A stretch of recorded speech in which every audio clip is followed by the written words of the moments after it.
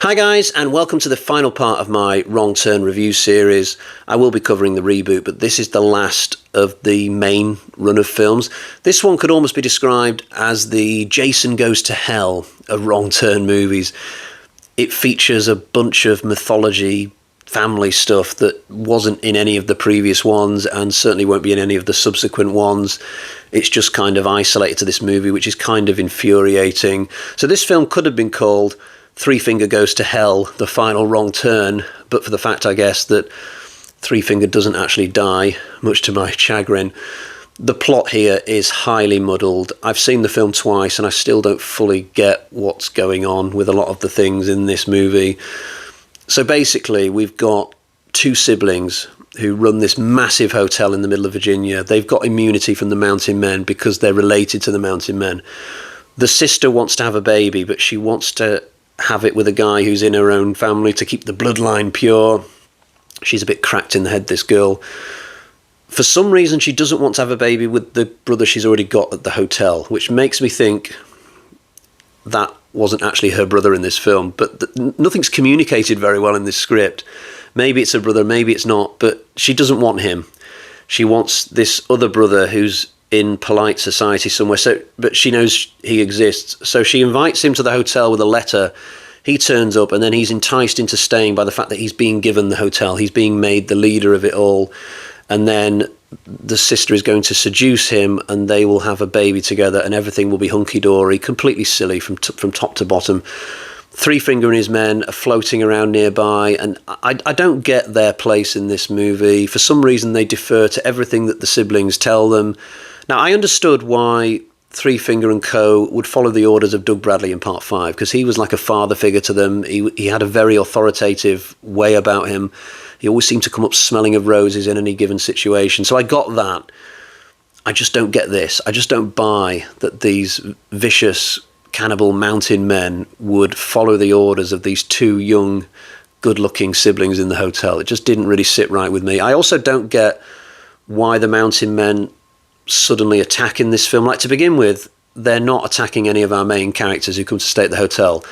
Then in the middle of the film, they sort of start attacking a little bit here and there. And then towards the end of the film, it's like they get full bloodlust and they're off trying to kill them all.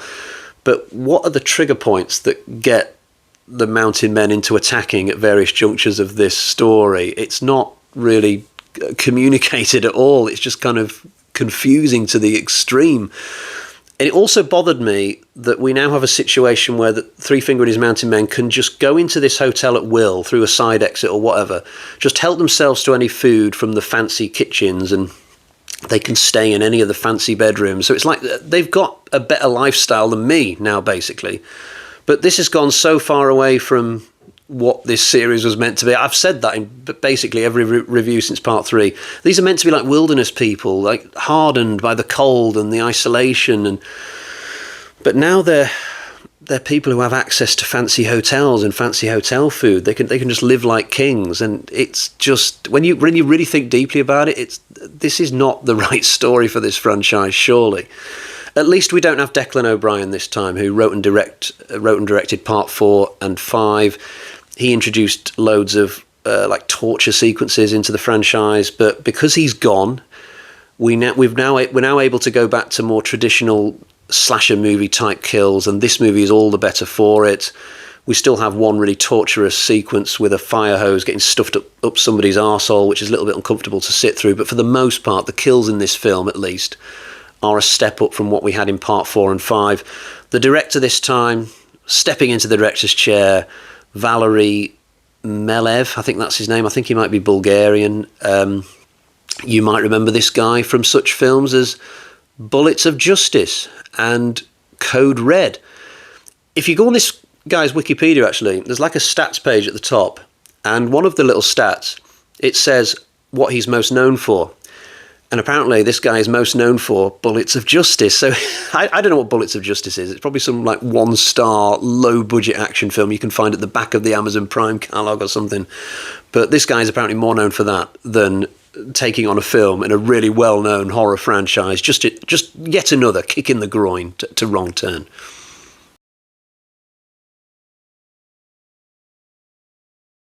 It doesn't really make any sense why Doug Bradley's not in this film. As far as I know, this is meant to take place after part 5. So where is Doug Bradley? There's no explanation of where his character is or what happened to him.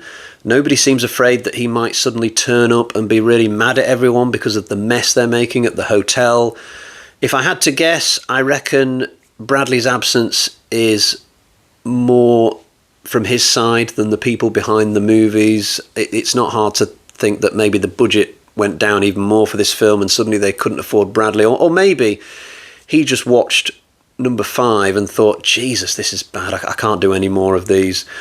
In his place, we've mostly got actors and actresses that people will have never heard of. There's a woman called Sadie Katz who plays the evil sister character, and the performance is just so over the top. I really don't like it. The character herself is just completely unfathomable, but you put in a really shaky performance on top of that, and I just couldn't stand this character by the end of the movie. There's an actress called Roxanne Pallett who plays one of the main protagonists who turn up at the hotel to get slaughtered. Pallett is an ex-British soap star. She was in a show called Emmerdale, and this is the second Wrong Turn film in a row where we've had an ex-British soap star in it. So we had Roxanne McKee from Hollyoaks be in Wrong Turn 5, and now we've got Roxanne Pallett from Emmerdale. It just seems that any British soap stars who want to make it in Hollywood, first they're expected to cut their teeth on a Wrong Turn film. It's like, okay, if you want to make it in Hollywood, first you've got to go to Virginia and be brutally killed and maybe even raped by some mountain men, and maybe then we'll think about giving you a good part, but first you've got to pay your dues, you know what I mean? Pallett actually gets the best kill in this film because she plays a character. Her and her boyfriend, they're very jealous of the guy who's inherited the hotel. So they start stealing trinkets and vases and stuffing them into their rucksacks to maybe take home and sell. So they go off around the hotel looking for more of these things at one point, and they stumble across this underground amphitheatre of sorts. It's this massive underground chamber room, and it's got like a sex chair in the middle of it down at the bottom, with like space around the outsides for people to come and watch sex taking place, strangely. It's really weird. But they realise that they want to do it in this chair, so they do, but then the mountain men turn up and kill them. But it's a really cool kill, very nicely filmed. It works for all sorts of reasons. Firstly, we've got a good reason for these characters to go off exploring, because this subplot about the financial jealousy has been well set up beforehand. Secondly, the long, slow descent down into the amphitheatre, if you want to call it that, is really nicely shot. And thirdly, the actual kill itself, the sex, and then the mountain men creeping up on them, brilliant, really good stuff. For me, the highlight of the movie. It's just a shame that there are so many other scenes that are sexual in nature throughout this. I kind of feel like people will watch this film and forget about the one really good scene that had sex in it, because you are really beaten over the head in this film with nudity and sexual content, and it's way too much. This is one thing that has carried across from the Declan O'Brien era into this one. There's still this emphasis on sex at any given opportunity, to the point where it's almost half a porno, half a horror film. And a lot of these scenes just don't need to be there. The opening, for instance, the prologue, we've got a couple of bikers going through the woods, and they get off their bikes to go into a hot springs to have sex. And then they get out of the hot springs, get back on their bikes, and then they get killed. Now, if they'd been killed in the hot springs, that would have been one thing, but if they're going to get out of there and get back on their bikes, then what was the point of the sex scene? I guess you could argue that maybe the film is setting up the fact that the hotel later on is built on top of hot springs, and we're just establishing what the area is like, but that's thin. And all the way through the movie, there are all sorts of thin reasons to have a sex scene or a bit of nudity, you know what I mean? The hotel does look fantastic, I'll give it that. There are lots of really cool looking rooms inside, and outside there's this really cool looking swimming pool and stuff. But yeah, the overindulgence of sexual content in this is definitely a problem. I think the ultimate low point is when Sadie Katz's character just starts fingering herself because she's enjoying watching two other people have sex. I think at that point, I think to myself, yeah, I'm not surprised this ended up being the last one. There was clearly a bit of a creative dearth going on here.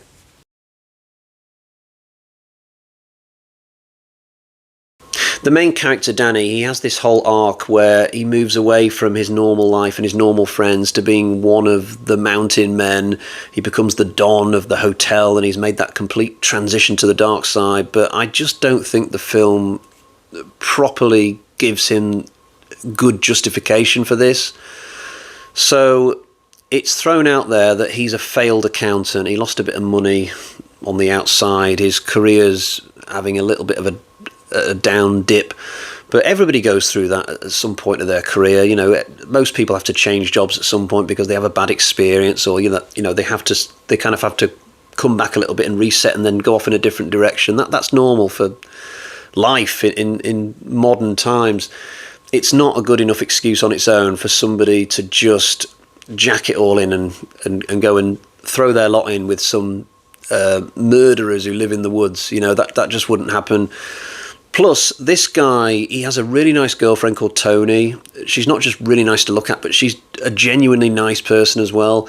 Once she realises that Danny has inherited the hotel, she's not suddenly looking all happy that she's going to be the girlfriend of a rich guy. She's more concerned with how this will make Danny feel. You know, she's concerned that, okay, if he is going to become somebody who owns a giant hotel, is he going to be able to go through all those changes, but without it affecting him too much in his relationships with his friends? She cares about him. She's not just caring about the money. She's a lovely person.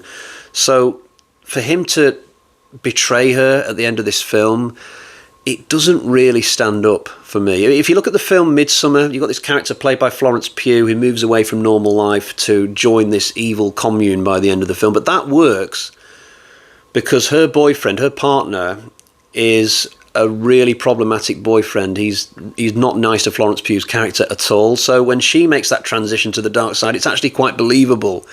But in this film, we're not given enough reason as to why Danny would want to backstab all of his friends and his girlfriend, so it doesn't work. Plus, if you're going to have somebody transitioning from one side to the other in a film like this, it's best to do it the other way. It's best to have a character moving from the freaks to the good people, not the other way round, because let's be honest, what kind of a person would have a normal life and a normal girlfriend and whatever and want to go and join the likes of Three Finger and company? If you look at the film The Hills Have Eyes, that was done the right way. You had a character starting out with the cannibals and then trying to move to the good side, trying to become a normal member of society. I can't remember what the woman was called, that character. But yeah, Danny's arc, it's just not, it's not good at all. And the trouble is, this is the central part of the movie, and because this falls down, the rest of the movie falls down. I'm not surprised this ended the franchise. The film didn't have any luck when it got released either. So there was this thing that happened with this film. There's an early scene where we see some wanted posters on the wall somewhere, and somebody watched this film when it got released on DVD and noticed that one of these missing posters, sorry, not wanted posters, missing posters, somebody noticed that one of these posters was of a real person. It was a real person missing situation. So the film, the studio behind the film actually got sued by the family of this person who appeared on this poster without their consent. And I think it probably affected the profit level for this film. I don't know how the lawsuit got resolved. I imagine it got settled out of court, but it probably cost the studio a lot of money, and that might have contributed to the fact that there were no more Wrong Turn straight-to-DVD films after this. But what utter stupidity. I mean, if you're going to have a billboard full of missing posters on it, just put some fake ones up there. Don't put some real ones on there. For a while, after this lawsuit started, you couldn't buy a copy of Wrong Turn 6 on eBay because as part of the lawsuit there was like an injunction whereby they couldn't sell any more copies of the film, they couldn't show it on streaming and stuff. This went on for about a year until they resolved it, but they'd already sold a few copies of the film before the lawsuit came along, and people kind of realised that their copies of the film were therefore worth something because other people couldn't buy them. So for a while, if you went on eBay and tried to buy a copy of Wrong Turn 6 around about the time of 2015, 2016, it would cost you like £20, £25, really high prices for such a duff film. In today's money, that's probably like over £30. And in America, I'm guessing, if I try and do the translation in my head, you look maybe $40 or something. But for a film like this, it's just ludicrous. But yeah, it's a tale of woe, this film, isn't it? But not all the blame can go to this one. I've got to give some of the blame to the films that came before it, Wrong Turn 5 especially, I would say. But having now done all of these 6 films quite close together, having watched them all and done these reviews, I must say I'm definitely ready for the reboot film.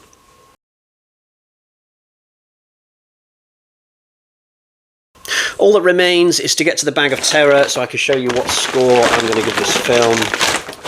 So we've got 1, 2 bloody axes out of 5, and I guess the only reason I'm giving it 2 is because it's never boring. It's somehow always entertaining, this film, but not in the right ways.